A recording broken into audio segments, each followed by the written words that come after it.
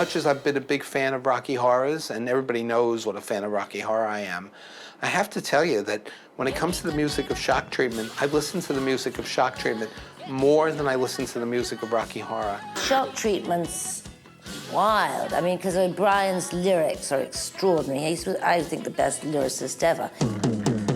Tell me, spectator, why are we always sooner or later? Bitching in the kitchen or crying in the bedroom all night. The lyrics are so much fun in Shock Treatment, and some of them are filled with biting satire. Some of them are just great show music type songs. Ever since I was a little boy, dressing up has always been my greatest joy. It starts with Richard. Richard writes some lyrics, and he has a sort of a vague scheme of how there might be a song, and then I write a tune around, you know, and it goes on from there. First you go rip, rip, rip.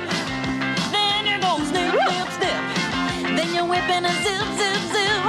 Split it up to the hip, hip, hip. Richard and Richard are so talented and just have such a good sense of their own genre. You know, we were brought up with the same kind of music, you know, from rock and roll in the late 50s and early 60s. And we both like kind of simple, old-fashioned sort of rock and roll songs. So we have a very, very good, easy relationship. There was a kind of shared sensibility, and these are people who chimed with each other, and that's what helped make certainly Rocky Horror, and then something quite different in Shock Treatment. I'm gonna shoot for the moon, I'm gonna play high noon, I'm gonna take on the entire human race. You're not looking at a thing, you're looking at an ace. Shock Treatment was created from the beginning as a film, so there was really no chance to actually trial run anything in front of an audience. Well, with Shock Treatment, I had to sort of arrange everything from the word go, because we didn't rehearse it as such. There was no sort of kind of learning curve, so to speak, with the arrangements, because we didn't really map out the scenes. Rocky Horror began as a stage show, so it was possible to actually tune up the songs, see audience responses to them, tune up performances. And then by the time it comes to the, you know, to get the band and do the whole orchestration, you've had, you know, 4 or 5 weeks have gone by, and so you've got to know the song. We couldn't do that with Shock Treatment. They sent us a little tape of what songs we were going to sing. So you get the tape cassette that you're listening to all the time. And then when we got there, we recorded it with Richard Hartley at Abbey Road Studios, and we were very impressed to be singing in a place where the Beatles had sung. That was inspiring. And he was a very exacting guy, Richard O'Brien and Richard Hartley. You know, I mean, a lot of that syncopated stuff, you're a dead-end deadbeat, nowhere, mister, with a kiss like a Mississippi alligator sister. I mean, there's all these little syncopated syllables in there, and you got to get them all in. Bitching in the kitchen or crying in the bedroom all night. Living on a night bed.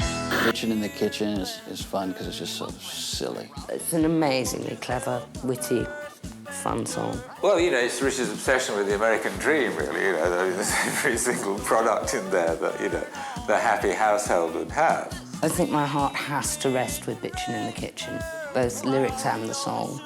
It just makes me laugh so much every time I hear it. Kitchen or crying in the bedroom all night.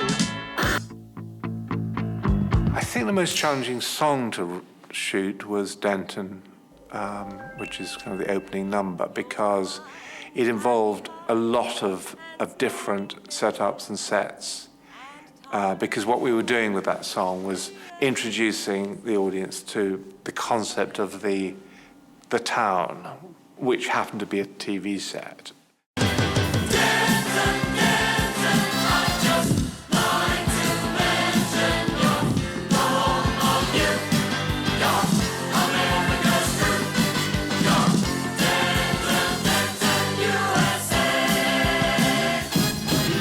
If you're actually making a film about America and England, you know you're going to get the accents wrong. It's like a big preoccupation. You know you're going to get the accents wrong somewhere along the line, so you just go to every measure possible to try and avoid that. We managed to get the American Air Force choir to come in, you know, to sing the song. I don't know, about 50 of them. These guys sing. I don't think they quite knew what they were singing about, but anyway, they were very funny, actually. Well, how about that? I think the musical performances of Shock Treatment are stunning. I think the songs of Shock Treatment are even better than Rocky Horror.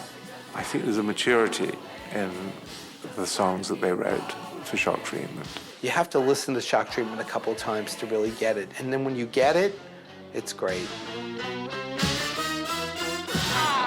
We just gotta keep going.